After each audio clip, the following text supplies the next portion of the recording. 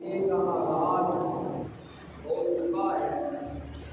आज रबीउल अव्वल की 7 तारीख है।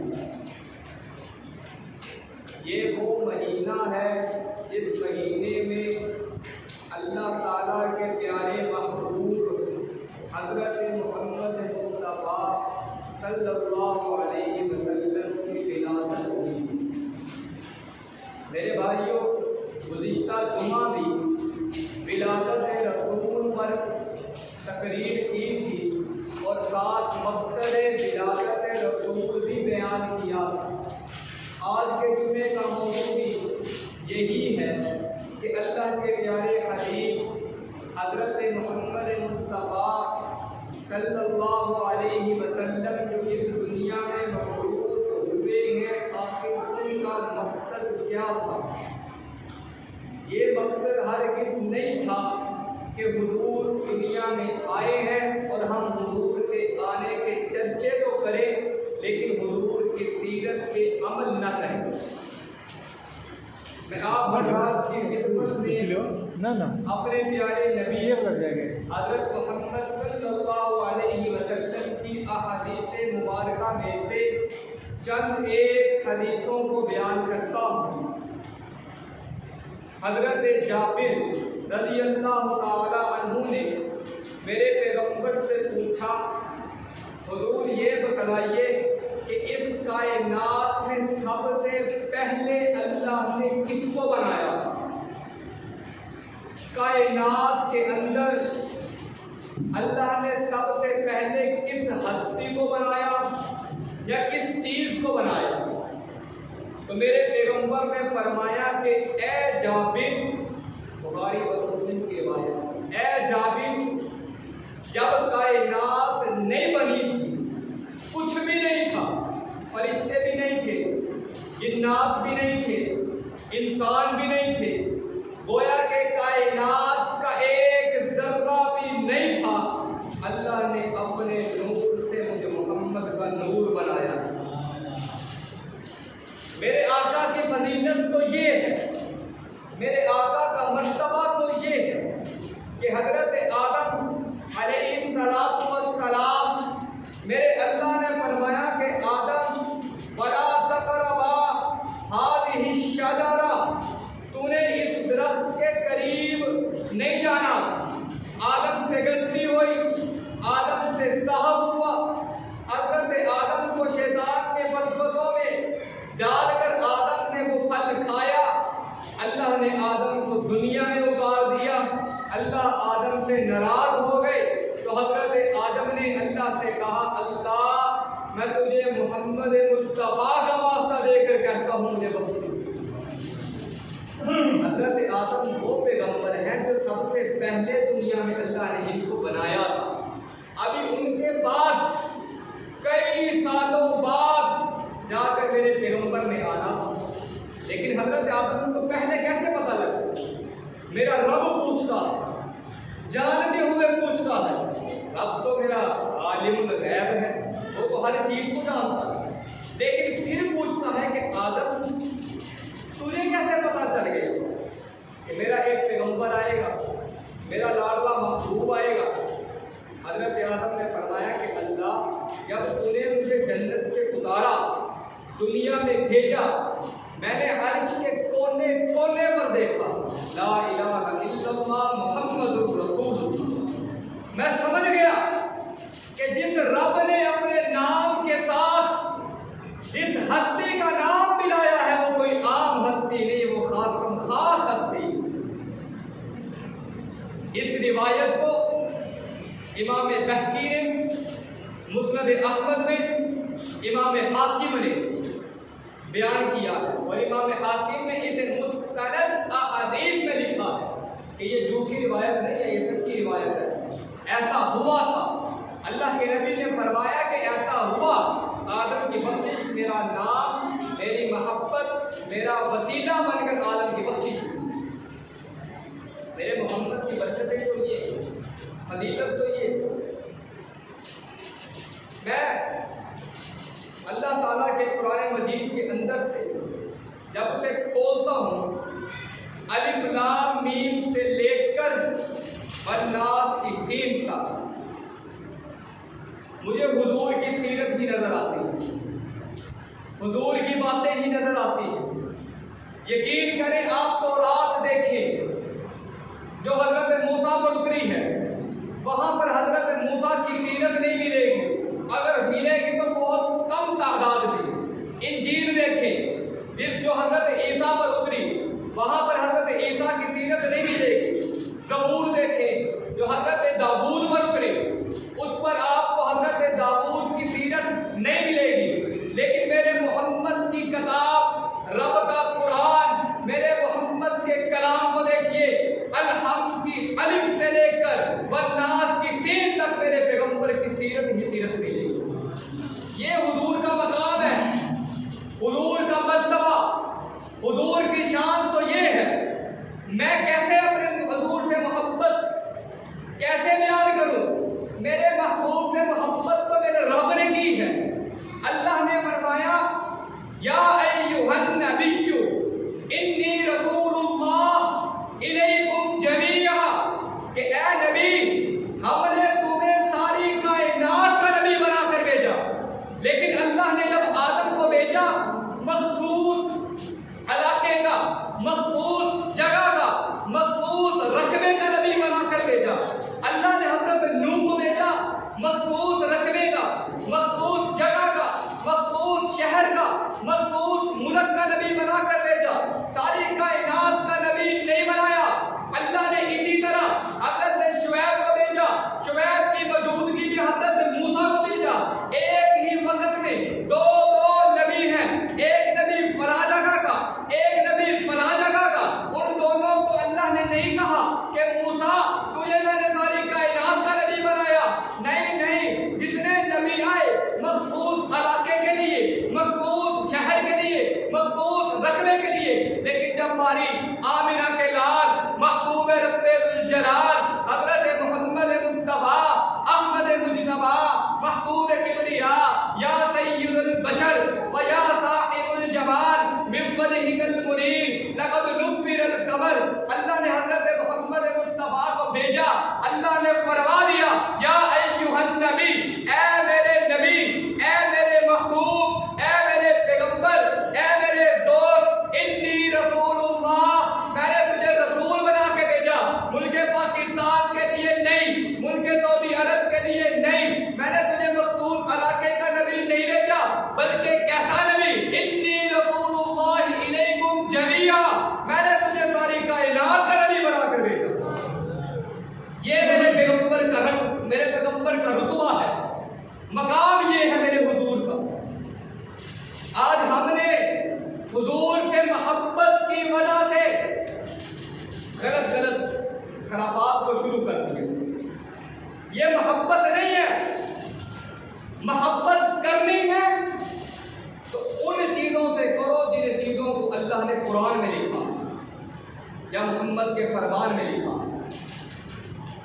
हम कुरान को छोड़कर, हदीसों को छोड़कर अपनी तरफ से नया दीन ले आए और कहें कि हुजूर से मोहब्बत है। मोहब्बत नहीं है। ये मोहब्बत हमारे लिए वबाल बनेगी, वबाल।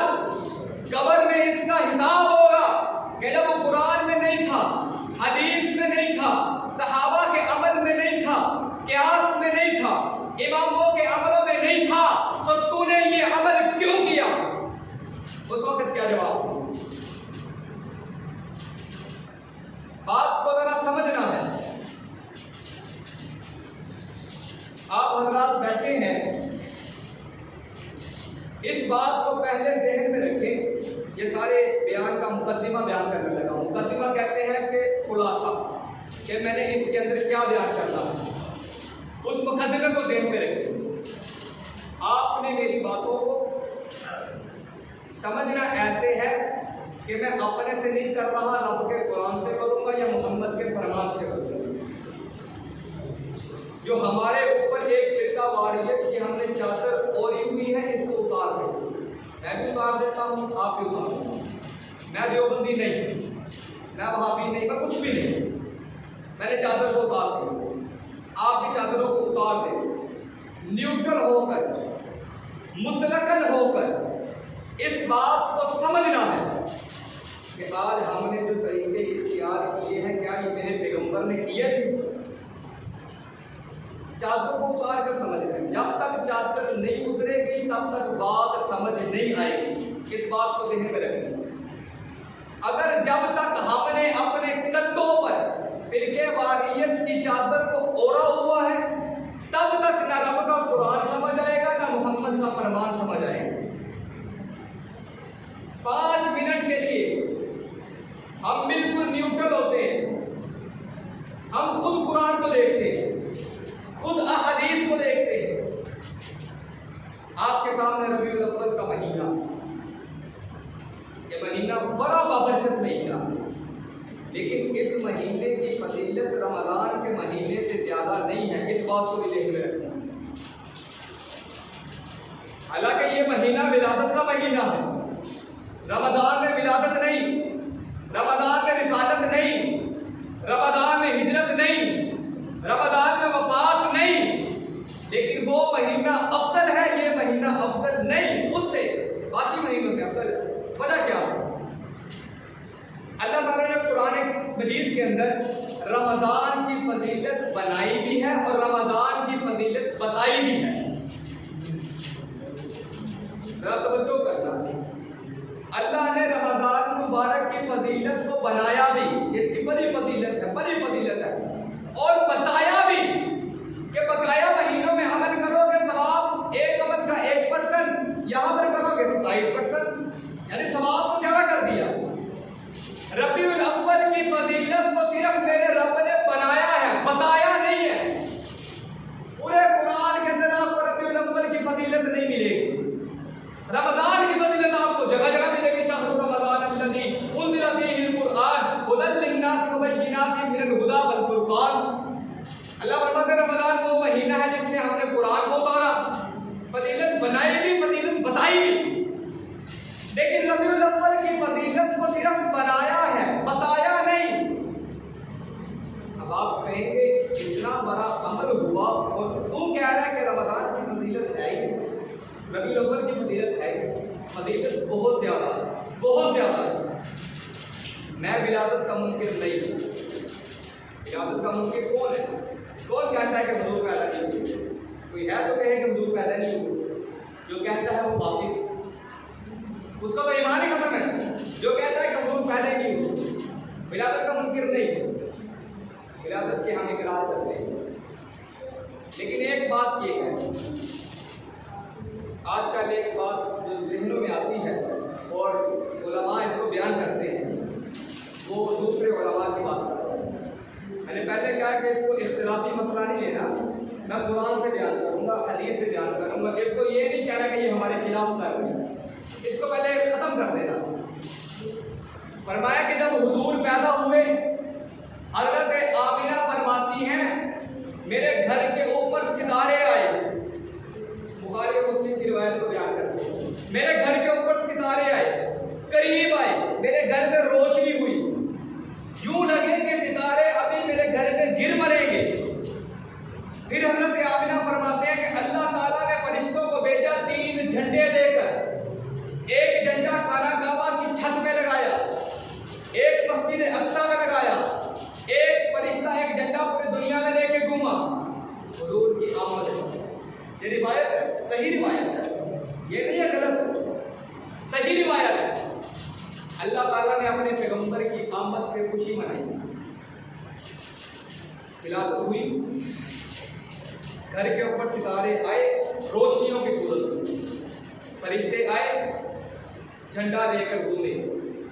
फिर वो रिवायत आगे बयान करते हैं कि जमीन से लेकर आसमान तक पूरा खराब भरा हुआ था फरिश्तों के साथ, और सारे फरिश्ते यूं हाथ बांध कर खड़े थे। ये जलसे की शक्ल बन गई। अब ये इस चीज का सबूत है कि आज ईद मिलादुन नबी जो आ रही है, इस पे झंडियाँ लगाना, लाइटें लगाना और जलसे को जुलूस करना साबित है अल्लाह ने किया है, और हम भी करेंगे। बिल्कुल ठीक।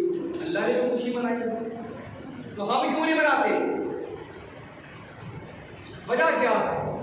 वजह ये है कि मेरे पैगंबर ने, बुखारी के अंदर ये रिवायत मौजूद है, फरमाया कि सहाबा मैं जिस दिन पैदा हुआ वो पीर का दिन था, मैं अपनी पैदाइश की खुशी में रोजा रखता हूँ। क्या रखता हूँ? रोजा। दूर भी ये नहीं फरमाया कि मैं पैदाइश की खुशी में ये काम करता हूँ, मैं अपनी पैदाइश की खुशी में क्या रखता हूँ? रोजा। और किसको कहा? सहाबा को। अब ये जो हजरत आमिना ने फरमाया है, ये हुजूर ने खुद भी तो सुना होगा, हुजूर ने सुना, फिर हुजूर ने बयान किया, रिवायत की, सहाबा ने भी इसको सुना, सहाबा ने भी सुना कि मेरे पैगंबर की आमद में कितनी खुशी अल्लाह ने मनाई है। तो सहाबा के दिल में क्यों नहीं आया कि हम भी खुशी मनाएं, मेरे पैगंबर की विलादत है। हुजूर ने फरमाया कि जब मैं पैदा हुआ तो मैंने रोजा रखा, सहाबा किराम भी रोजा रखे हुजूर की विलादत पर। कितने सहाबा? 1,24,000 कम हो गए सहाबा किराम ने भी रोजे रखे। लेकिन बात यह है कि हम करते हैं तो हुजूर की मोहब्बत की वजह से करते हैं ना, कि हमें हुजूर से मोहब्बत है, बहुत अच्छा अमल है। किसको हुजूर से मोहब्बत नहीं है? हुजूर से मोहब्बत तो अंबिया को है, हुजूर से मोहब्बत तो खुद अल्लाह को है, कायनात के जर्रे जर्रे को हुजूर से मोहब्बत है। तो जिस पैगंबर ने हमारे लिए सजदों में उठकर सजदों को लंबा कर उम्मती उम्मती की सजाएं लगाई हों, और वो उम्मत हुजूर को याद ना करे, वो उम्मत कैसी उम्मत है? वो तो उम्मत कहलाने के लायक नहीं है जो हुजूर का तज़किरा ना करे। लेकिन मेरे भाइयों, मेरे दोस्तों, बात को समझना ये है कि मेरे पैगंबर की विलादत का मकसद क्या है।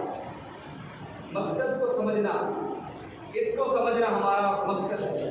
अगर हुजूर की विलादत इतनी होती खुशी के बाइस, और है भी, लेकिन अगर इस पर हमें ये काम करना होता तो अल्लाह रब्बुल इज्जत ने जहाँ सूरह माइदा उसकी आयत नंबर तकरीबन 3 या 2 है, जिसके अंदर फरमाया या अय्युहल्लज़ीना आमनू सल्लू अलैहि व सल्लिमू तस्लीमा। इससे पहले इन्नल्लाह व मलाइकतहु युसल्लूना अलन नबी या अय्युहल्लज़ीना आमनू सल्लू अलैहि व सल्लिमू तस्लीमा। कि मेरा रब, अल्लाह खुद कह रहा है कि रब और फरिश्ते पैगंबर पर दुरूद पढ़ते हैं, या अय्युहल्लज़ीना आमनू, ए ईमान वालो, सल्लू, तुम भी उस पर दुरूद पढ़ो। अगर ये खुशी मनाना इतना जरूरी होता तो अल्लाह हमें कहते कि तुम भी खुशी मनाओ। बात समझ आ रही? कोई बात समझ आ रही? हाँ, बात को समझ लें। अब अल्लाह ताला ने कुरान में फरमाया है, अम्मा बिनिअमति रब्बिका फहद्दिस, मैं जो नेमत तुम पे करूं तुम उसका चर्चा करो। और सबसे बड़ी नेमत क्या है? आमिना के लाल, महबूब रब्बुल।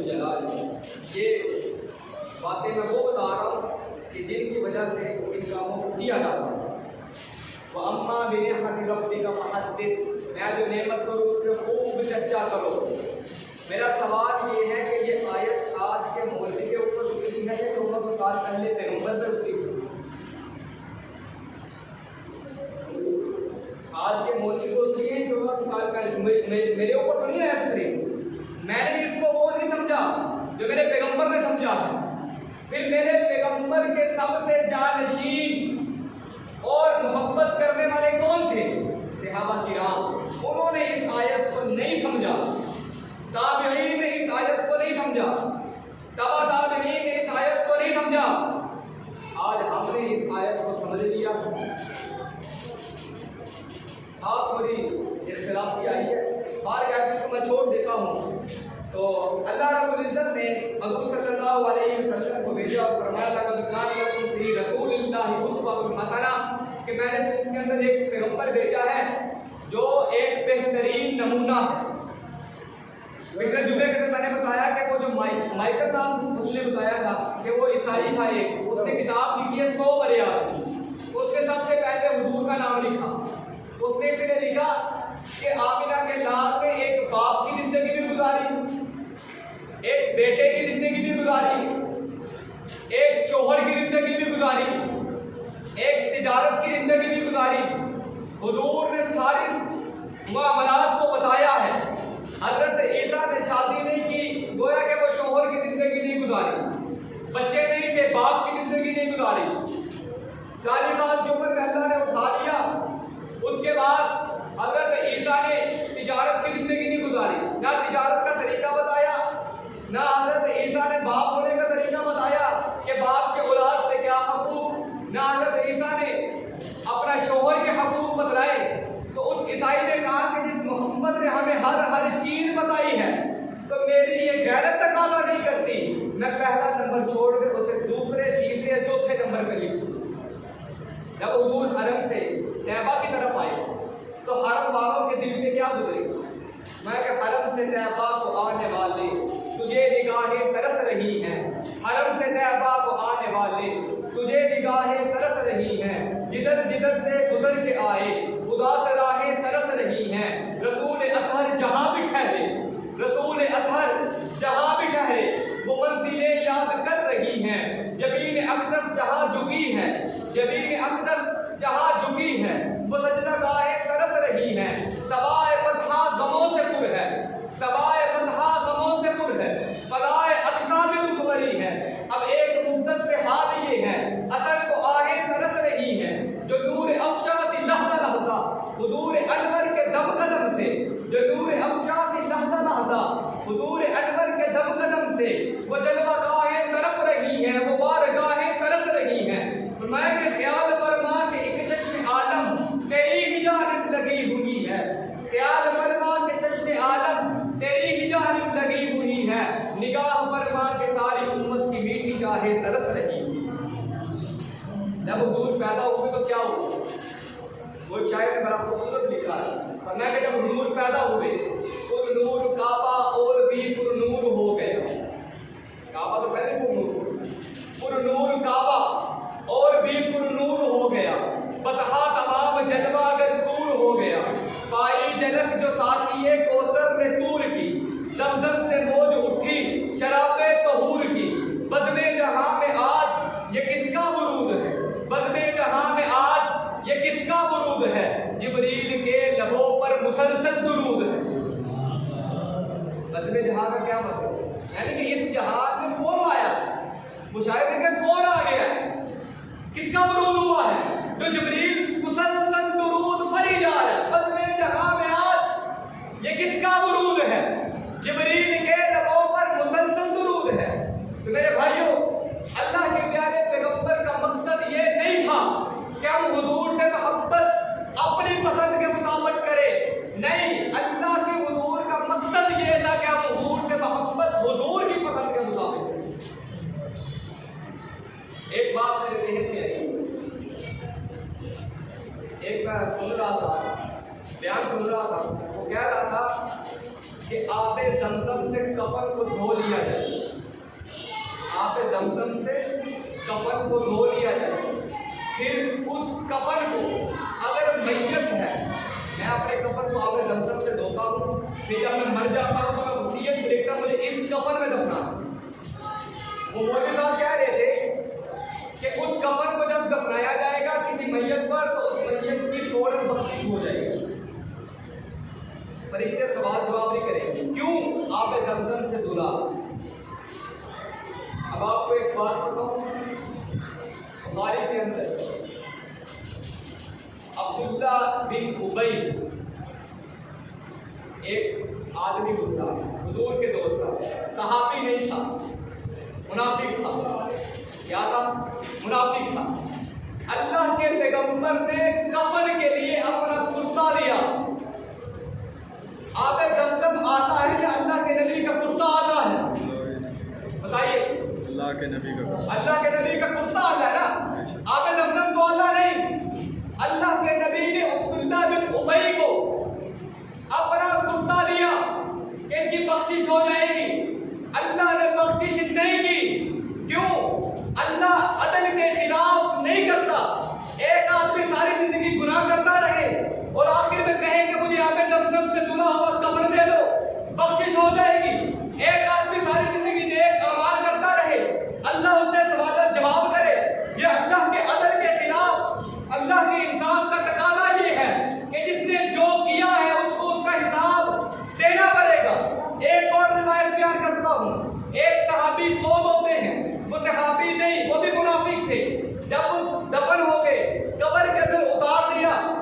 पगड़ी डाल दी, हुजूर जनाजा पढ़ाकर चले गए, घर के अंदर जाकर बैठे, दोबारा वापस आए, कब्र खोदी, मैयत को उठाया, अपनी रान पे रखकर अल्लाह के नबी ने दुआ की, अल्लाह इसको बख्श दे। मेरे अल्लाह ने फरमाया महबूब तू 70 मर्तबा भी दुआ करेगा मैं इसको नहीं बख्शूंगा। मुनाफिक है, 70 मर्तबा भी दुआ करेगा मैं नहीं बख्शूंगा। अब बताइए कि आप जमजम आला था, ये नबी की दुआ आला थी? बताइए, नबी की दुआ आला, नबी का कुर्ता आला। लेकिन अल्लाह का अदल ये है, अल्लाह का इंसाफ ये है, अल्लाह फरमाता है क़द ख़लत मिन क़ब्लिहि रुसुल। बात तो समझना है। अल्लाह ने फरमाया कि मेरी जो सुन्नत है, मेरा जो वादा है, मैं उसके खिलाफ कभी नहीं करता। जिसने जो किया है वो उसका हिसाब ले। एक आदमी कहे कि मैं जब पैदा हुआ था मेरे कान में कलमा पढ़ाया गया, अब मैं मरने लगा हूं तो कलमा पढ़ लो सीधा जन्नत में चला जाऊंगा। नहीं, मैंने पहले सुबह भी बताया, सारी जिंदगी गुनाह करता रहा, सारी जिंदगी। जब उसकी मौत आई, उसके जिस्म से रूह निकलने लगी, उसने अपने सामने अपने जहन्नुम को देखा या उसने जहन्नुम के महल्लात को देखा, उसके सामने सब कुछ खुलकर वादे हुआ। फिर उसने करना पड़ा। अब ईमान बिल गैब खत्म हो चुका है। अल्लज़ीना युमिनूना बिल गैब व युकीमूनस सलाह। अल्लाह ने फरमाया ईमान लेकर आओ बिल गैब, गैब की चीजों पर। ईमान ये है कि हमने अल्लाह को नहीं देखा, अल्लाह को माने, हुजूर को नहीं देखा, हुजूर को माने, सहाबा को नहीं देखा, सहाबा को माने, इमामों को नहीं देखा, इमामों को माने। ये ईमान बिल गैब है। जब हमारी रूह निकलने लगी, हमने मौत के फरिश्ते को देखा, हमने जहन्नुम के घरों को देखा। ये ईमान बिल गैब नहीं है। उस वक्त कलमा 1 गया, 2 गया, 3 गया, 70 कलमे भी पढ़ लेगा, उसकी बख्शिश नहीं। सारी जिंदगी गुनाह करता रहे और आखिर में कहे मैं कलमा पढ़कर चला जाऊं, चलने की तौफीक भी उसे होगी जिससे अल्लाह चाहता है। और एक बात और ध्यान में रखें, अल्लाह वो है जो कोई नहीं है। आसान रखो, अल्लाह वो है जो कोई नहीं है। चाहे तो अल्लाह काफिर को भी जन्नत में भेज दे, चाहे तो यहूदी को भी जन्नत में भेज दे, और चाहे फिर सारे मुसलमानों को जहन्नुम में भेज दे। अल्लाह को कोई रोक सकता है? कोई क्या सकता है अल्लाह को? अल्लाह ये क्या कर रहे हैं आप? माल अल्लाह, अल्लाह बादशाह है। इन्नमा अमरुहु इज़ा अरादा शैअन अन यक़ूल लहु कुन फयकून। फसुब्हानल्लज़ी बियदिही मलकूतु कुल्लि शैइन व इलैहि तुरजऊन। अल्लाह फरमाते हैं मैं वो रब हूं, मेरा जो दिल करता है मैं कर देता हूं, किसी से नहीं पूछता। फसुब्हानल्लज़ी, मैं वो पाक ज़ात हूं, बियदिही मलकूतु कुल्लि शैइन, सारी दुनिया की जो जान है वो मेरे हाथ में है। वह यही तुरजऊन, और तुमने उसी की तरफ लौट कर जाना। अल्लाह के सामने कौन टिक सकता है? कोई मुसलमान अपने आमालों पे ना करे कि मैंने बड़ी नमाजें पढ़ ली, मैंने बड़े रोजे रख लिए, अब मैं जन्नती हूं। वो जन्नती नहीं। एक आदमी 500 साल बाद मरा, 500 साल उसने इबादत की, एक गुनाह भी नहीं किया, एक गुनाह भी। जब मर गया, हिसाबो किताब होने लगा, अल्लाह ने कहा इसका हिसाब नहीं लेना।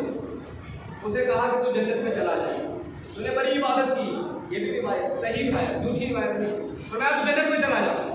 वो कहने लगा अल्लाह मैं जन्नत में नहीं जाना, मेरा हिसाब लो, मैंने 500 साल इबादत की है, मेरा हिसाब लो, मैंने गुनाह कोई नहीं किया, मैंने बदअमाली कोई नहीं की, मेरा हिसाब लो, मेरी इबादत का पता लगे। अल्लाह ने फरमाया तुझे मैं कह रहा हूं जन्नत में चला जा तो चला जा। कहता अल्लाह मेरा हिसाब लो। अल्लाह ने कहा ठीक है, फिर तेरा हिसाब ले लेंगे। अल्लाह ने फरिश्तों से कहा इसकी एक आंख निकाली, उसकी एक आंख निकाली, तकरीब एक साइड पर रख दी, और 500 साल की इबादत दूसरी जानिब रख दी। आंख वाला पर्दा झुक गया, इबादत वाला पर्दा उठ गया। अल्लाह कहता तूने तो मेरी एक आंख का बदला नहीं दिया, तो मेरी सारी नेमतों का बदला कैसे देगा? जा तेरा जाना जहन्नुम में, जहन्नुम करा। हम दे सकते हैं अल्लाह की नेमतों का बदला? एक एक अल्लाह की नेमत को अगर आदमी गिने उसका बदला नहीं दे सकता। एक उसका करम है, उसका फजल है, उसका रहम है, उसकी तौफीक है, वो गफूरुर रहीम है। तो हम गुनाह भी करते हैं, हमें पकड़ता भी नहीं है। हम उसके सामने खड़े भी हो जाते हैं, हमें पकड़ता नहीं है। वो मोहलत नहीं जा रहा है, मोहलत नहीं यकीन करें, एक बंदा अपने बाप से नाराज हो जाए, अपने बाप को थप्पड़ मारे, वो बाप उससे कभी राजी नहीं होगा, वो कहेगा मैं इससे राजी नहीं होना। अल्लाह ताला कहते हैं तो जमीन से लेकर आसमान तक सारे खिलाफ भर दे गुनाहों से, सारे खिलाफ भर दे, जमीन सारी भर दे, आसमान सारे भर दे, और मेरे पास आ जा, सिर्फ एक कतरा आंसू का बहा, मैं तेरे सारे गुनाहों को माफ कर दूंगा। बाकी अल्लाह से दुआ ये है कि अल्लाह ताला हमें हुजूर की सीरत पर पूरा अमल करने की तौफीक अता फरमाए और अल्लाह से मोहब्बत। देखें, अल्लाह से ज़्यादा मोहब्बत करने वाला इस कायनात में कोई नहीं है। माँ भी नहीं है, माँ के कितने रुतबे हैं, माँ भी नहीं है, माँ भी उतनी मोहब्बत नहीं कर सकती जितना अल्लाह मोहब्बत करता है। एक माँ भी बिलाखिर बच्चे को क्या कहती है, दफा आया मेरे को, निकल जा, खत्म उठा, तंग आ जाती है, उसे मारना शुरू करती है। अल्लाह कहता है मैं 70 माओं से ज़्यादा प्यार करता हूँ ना। अगर अल्लाह हमें हर गुनाह पर पकड़ता, आज इस क़यामत बर्पा हो जाती। जो हमारे हालात, मेरे भाइयों मेरे दोस्तों, अल्लाह के दर पे आओ, अल्लाह के सामने झुक जाओ, अपने हुजूर नबी करीम सल्लल्लाहु अलैहि वसल्लम जिसने अपने आप को अल्लाह के सामने झुकाया, अल्लाह ने दुनिया में उसको लोगों के सामने उठाया। जिसने अल्लाह के सामने अपने आप को गिराया, अल्लाह ने उसको उठाया। आज हम क्या करते हैं, लोगों में इज्जत करना शुरू कर देते हैं कि हमारी कोई इज्जत करे। हम बड़े बड़े SHO के साथ, SP के साथ, बड़े बड़े DSP के साथ ताल्लुक बनाने की कोशिश करते हैं और लोग कहेंगे यार ये बड़ा ताल्लुक वाला है, और जो सारी कायनात का SHO है, बादशाह है, अगर उसके साथ ताल्लुक बन जाए तो लोगों के अंदर अल्लाह बहुत इज्जत देगा। अल्लाह से दुआ ये है, अल्लाह ताला हमें इस पर अमल करने की तौफीक अता फरमाए।